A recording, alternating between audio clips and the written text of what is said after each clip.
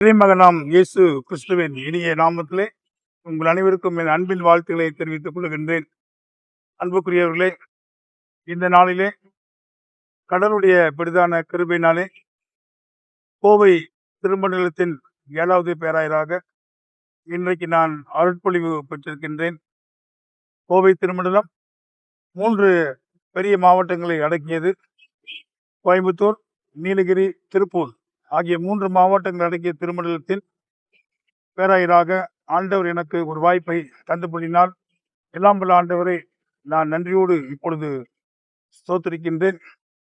குறிப்பாக இந்த பணிக்காலத்திலே ஆண்டவருக்கு பிரியமாகவும் எல்லா சமுதாயத்தின் மக்களினுடைய வளர்ச்சிக்காகவும் கோவையில் உள்ள அனைத்து மக்களும் நலமாகவும் வளமாகவும் வாழ்வதற்கான ஆதாரங்களை கொண்டு வருவதற்கான எல்லா உழைப்பையும் நான் தருவேன் என்பதை உறுதி கூறுகின்றேன்.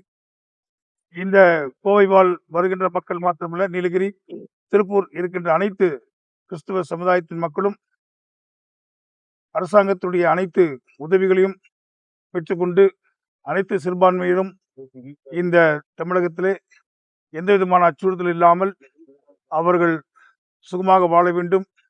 அதற்கு மட்டுமாக உதவி வருகின்ற நம்முடைய தமிழகத்துடைய முதல்வர் மாண்புமிகு மு.க. ஸ்டாலின் அவர்களுக்கு என்னுடைய வாழ்த்துக்களை, நன்றிகளை நான் தெரிவித்துக் கொள்கின்றேன்.